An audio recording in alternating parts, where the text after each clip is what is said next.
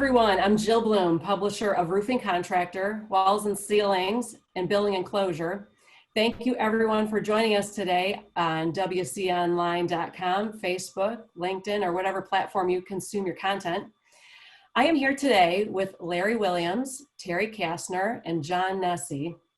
John Nesse is an attorney with Management Guidance, LLP in St. Paul, Minnesota, and he serves as a general counsel for the Signatory Wall and Ceiling Contractors Alliance, Labor Relations Council, the Association of the Wall and Ceiling Industry, Union Contractors Council. Larry Williams is Executive Director of the Steel Framing Industry Association. He has more than 35 years of experience in management, marketing, and strategic communication, including 25 years in the steel and construction markets. And Terry Kastner is the Executive Director for the Northwest Wall and Ceiling Bureau and has more than 20 years experience in steel framing, drywall installations and finishing, ceiling installations, insulation, stucco, and eaves, as well time spent as an estimator and project manager. So thank you all for joining us today. And John, I'd like to start with you. Could you give us some general advice to contractors on how to set up their job sites as we're all dealing with the crisis and COVID-19? Sure, thanks Jill, and thank you for the opportunity for this conversation today. I think everybody's been getting inundated with information about the COVID-19 outbreak, and the idea of a conversation where we can make more specific points, I think will prove to be helpful.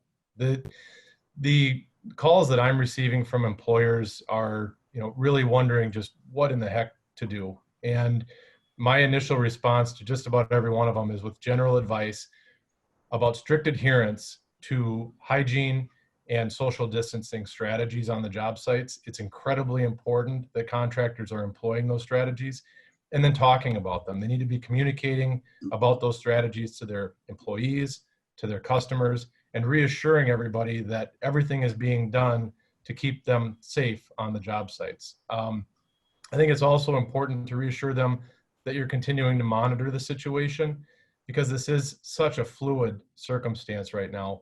The advice that I'm giving employers is changing, sometimes hourly, and it's important that employers reassure everyone that they're staying on top of it. Yeah.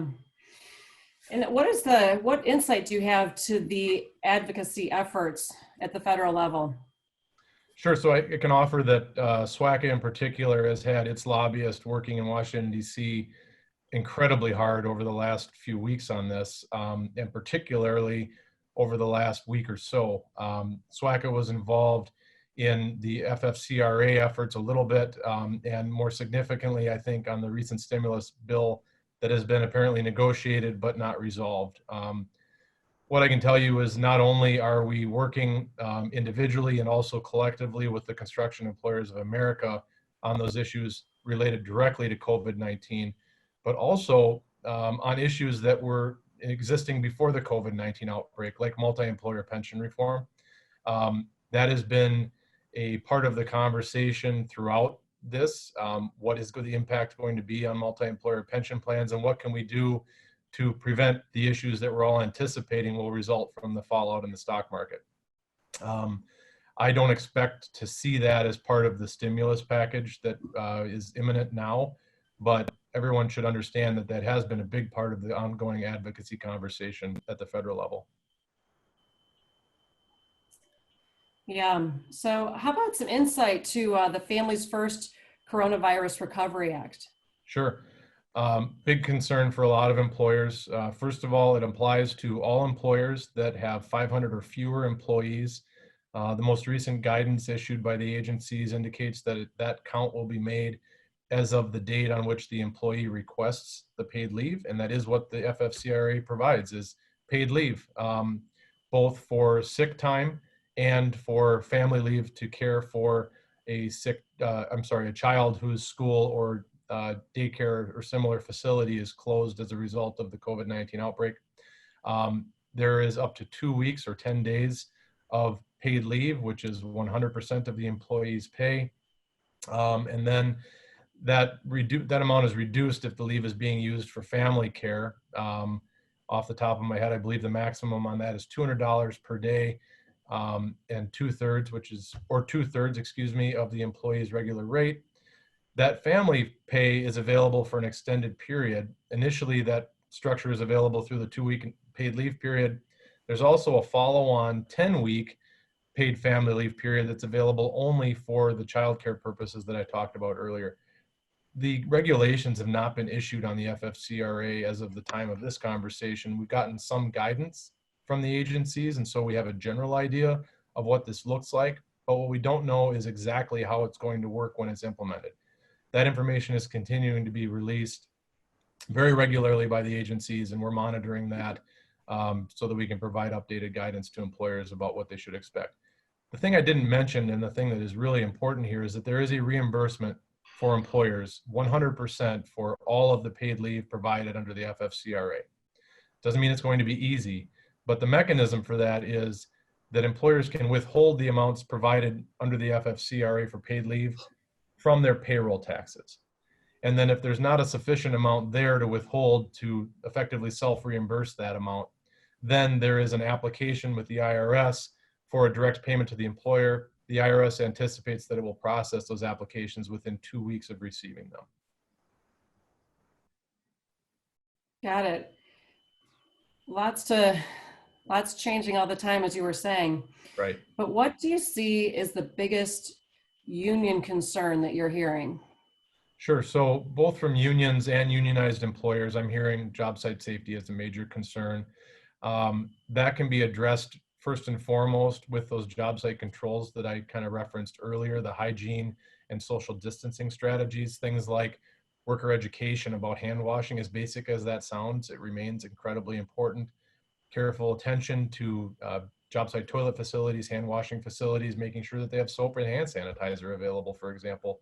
Some of those very basic things remain incredibly important. On top of that, employers need to be directing employees to employ social distancing measures that are appropriate for their job sites. On top of those concerns, there's a lot of uncertainty, right? Nobody knows what the world is going to look like 2 weeks from now because they didn't anticipate what it looks like now 2 weeks ago, right? Everything is changing so quickly.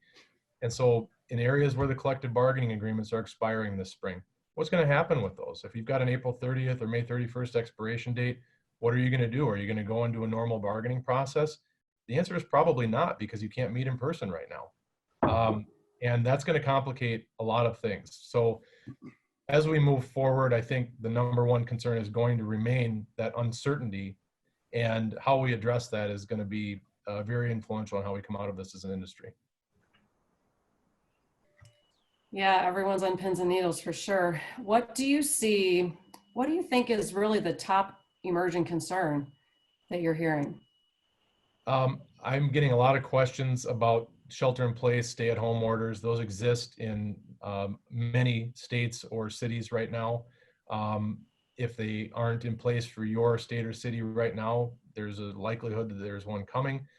Many of them exempt the construction industry, and so I'm getting questions about whether their work as an employer is exempt, because in all cases, it's not true that all construction is exempt. Sometimes it's just segments, sometimes it is more broad. And so those questions are very difficult to answer because, frankly, some of the orders aren't particularly clear.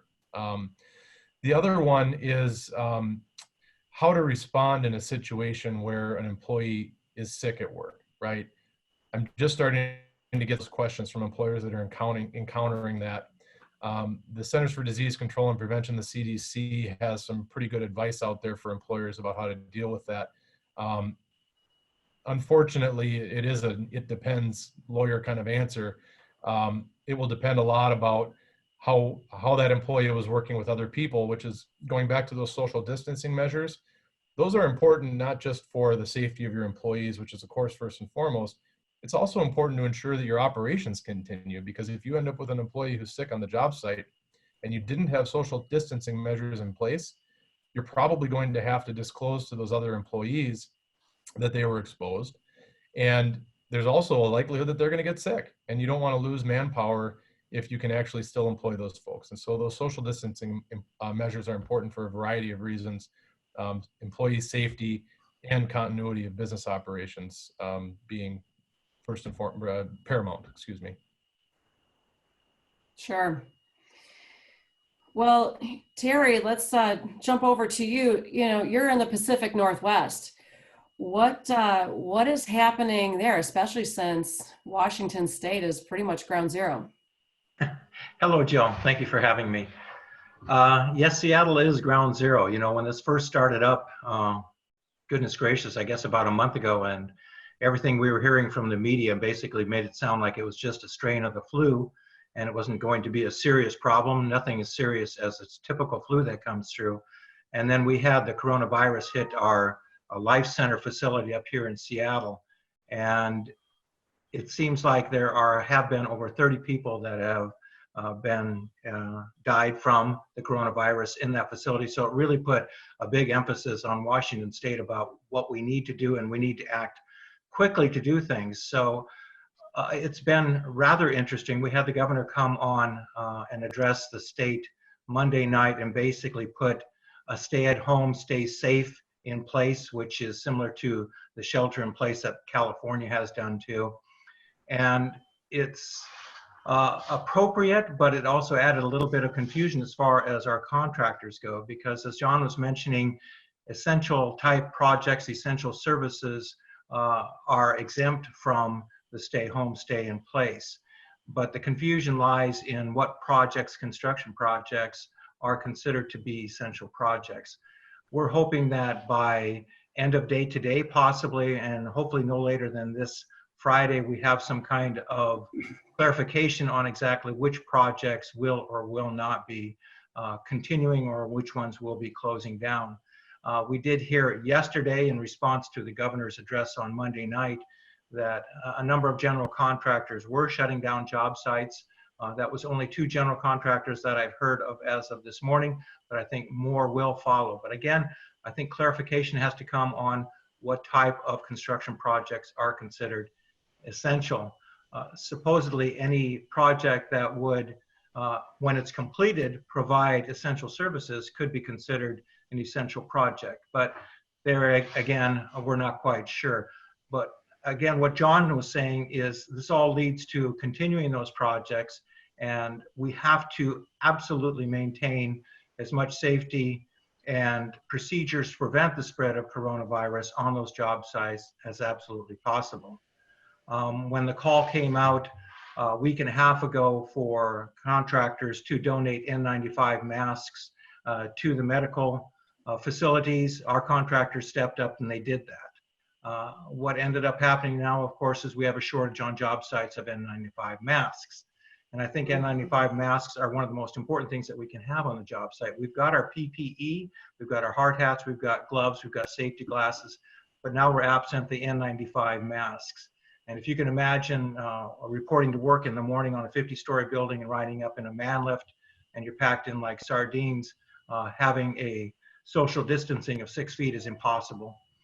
Once we reach the floors and do our work, there is a possibility of maintaining that social distancing of 6 feet for a good deal of the day, I would say. You know, there are other restrictions that come into play to maintain that social distancing, and that's encouraging the workers to bring their own lunches rather than go to a roach coach at the end of the day, rather than using the man lift again at noon to pack in and go down to the roach coach. So bring your lunches, eat separately, things like that. And John is absolutely correct. When we have recommendations coming out from people like SWACA, organizations like SWACA, and the AGC on how to maintain cleanliness on the job site and precautions to take, it's absolutely the great thing, because we have to do everything we can to minimize the spread and protect our workers from contracting the coronavirus. I'm surprised to see that over the past 2 weeks, we have not heard reports of any serious coronavirus incidents on any of our job sites, and I have not heard of a job site being shut down because of an individual contracting the coronavirus. So that's been really great, but I think it has to do with how we are addressing safety and following the recommendations of the AGC, CDC, and others on these projects to maintain safety. Yeah, thank you, Terry, so much. Are there with the phone calls that you're getting from your members, what do you see as some of the upcoming concerns? Is there anything you're anticipating that that is coming up that you're trying to prepare to help your members? Well, I think the biggest thing is getting clarification on which projects will remain open.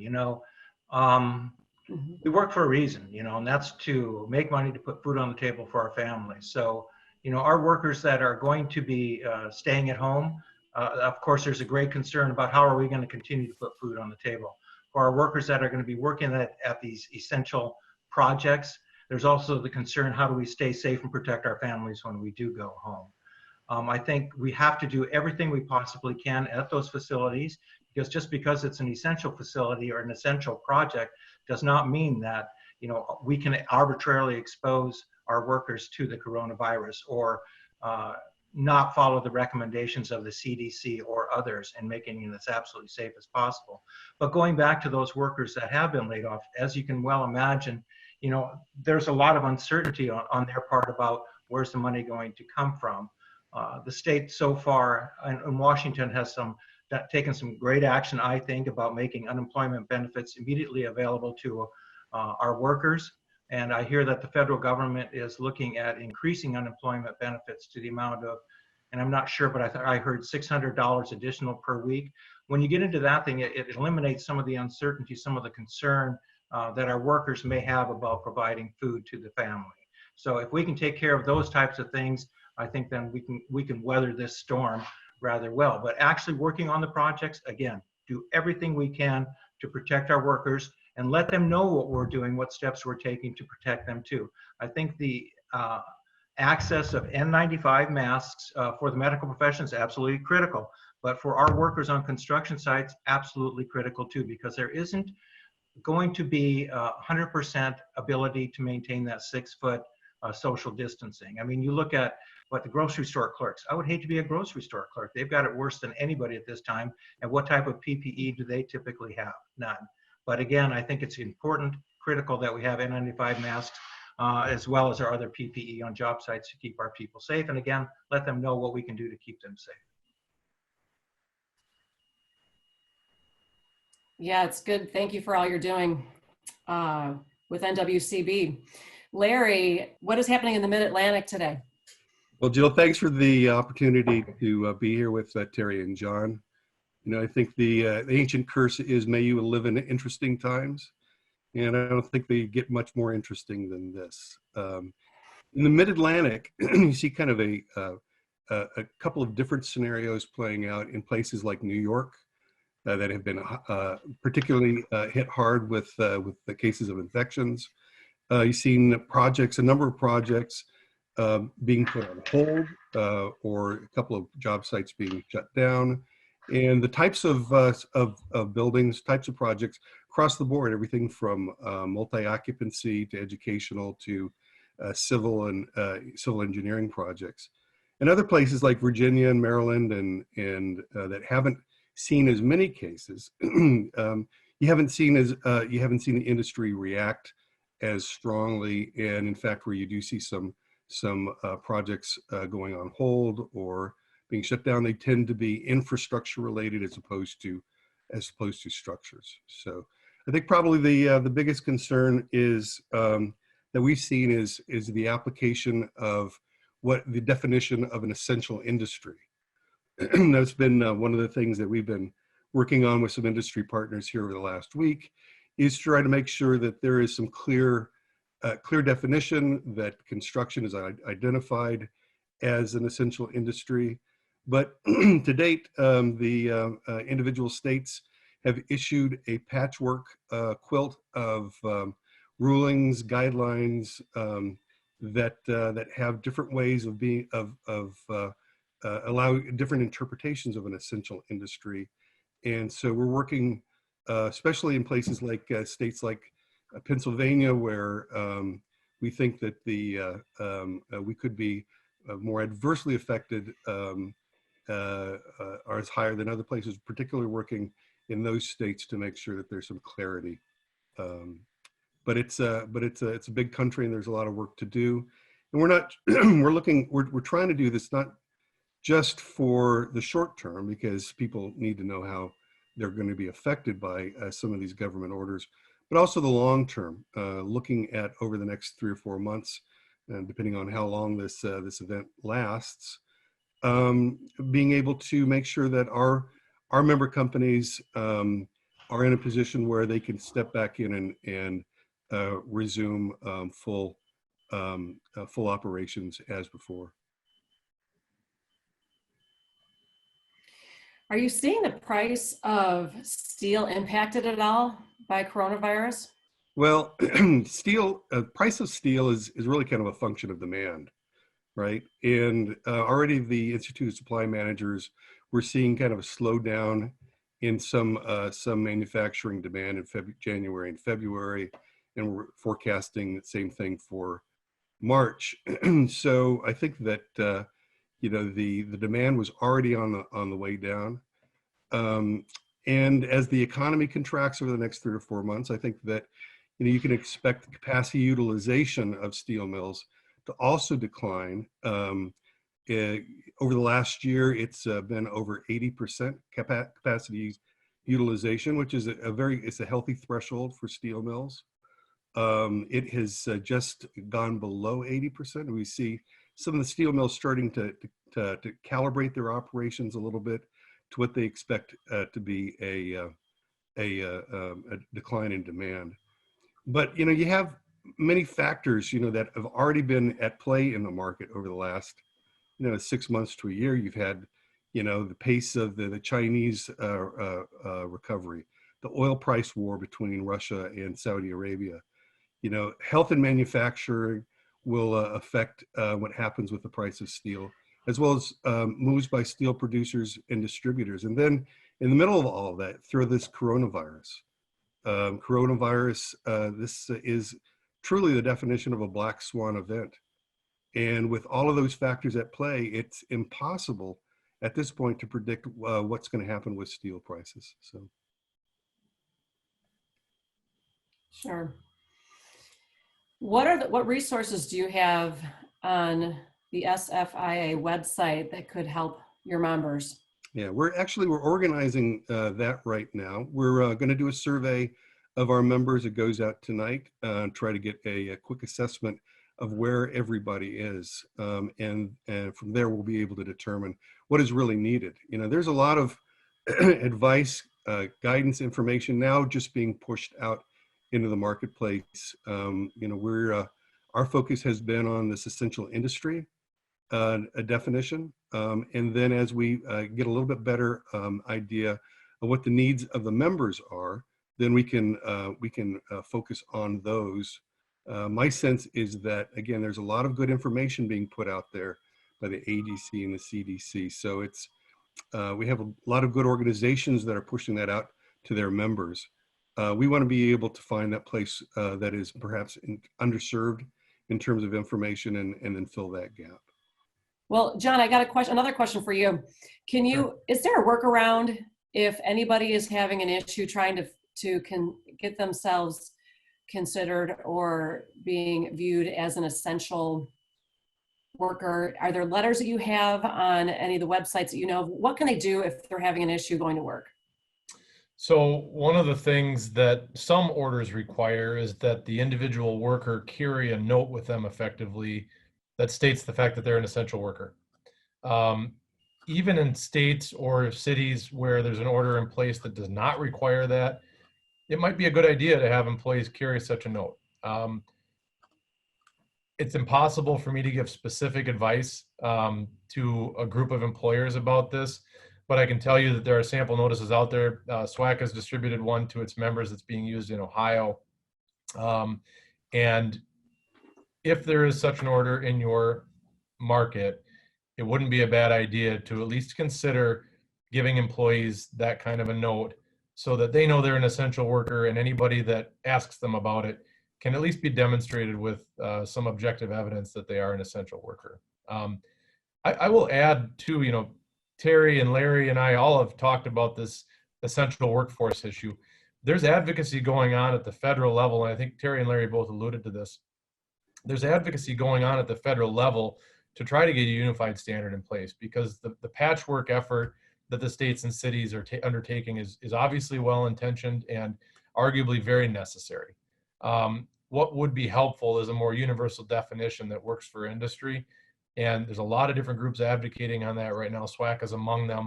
The Construction Employers of America Coalition is among them. And I can't make any kind of prediction about whether that's going to work out, but that conversation's happening. Yeah. Larry or Terry, do either of you guys have on your website resources, like kind of almost like a template letter that members could send to their representatives? Yes, we're putting one up tonight. We just got it from our attorneys. Oh, that's great. I know that'll be helpful. You guys are hearing that you'd like to share? Well, I thing I would like to maybe just kind of share, as it seems like we're kind of drawing this session to a close, is that I've heard a variety of reactions from my member base. Now, of course, I represent steel mills all the way down to the contractors and everybody in between. So everybody has a different perspective. But what has been last week, a bit of panic. I'm hearing more and more people express some confidence. Things are going to stabilize, and I think generally what I'm hearing is that people understand that the next couple of weeks are going to be a little chaotic. Information isn't going to come out as quickly as you need. It's not going to be as consistent as you want to, but it just seems to be a belief, though, that at the end of the day, we're all going to come out and we're going to be a little bit better. So I think that we look forward to that, and doing everything we can to make sure that that happens.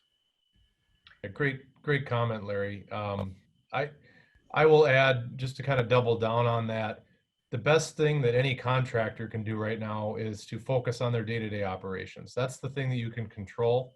That's where you should be expending your energies. Know that a lot of groups in the industry are advocating for you right now. I think one of the challenges contractors are facing is that they are just getting hammered with information, in many cases that's repetitive, right? So you're getting the same thing said 10 different ways from 10 different sources. It's all coming into your inbox, and you're not exactly sure whether you should follow that explicitly, because it might change tomorrow and then you get 10 new things. You can't control all of those things. So figure out the sources that you like. I'd encourage you to focus on industry specific sources. If you're getting generic information for employers, that can obviously be helpful, but if you're getting something from a construction specific source, that's going to be better if you're a contractor. Also, the government resources are actually very good. I've been impressed consistently by what's coming out from the CDC, at least in terms of the clarity of information that they're offering. There's an awful lot of it, but they're keeping it updated. And to the extent that you have questions coming up on a day-to-day basis, you can look to the information provided to you by industry resources, and you should. You should also be looking to the government resources, and most industries are providing links to those within their newsletters so that you can go directly to the CDC resource or directly to the federal OSHA resource about how to respond. Can each of you share your contact information if anybody needs to touch base with you about your particular memberships or legal advice? Sure, I can provide mine. My website is mguidance.com. It stands for Management Guidance, mguidance.com. And my email address is jnesse@mguidance.com. And I don't have a problem answering questions or at least responding to emails from anybody within the industry. And for me, our website is nwcb.org. My email address is terry@nwcb.org. And as with John, I'm perfectly comfortable answering any emails or questions that you might have. All right.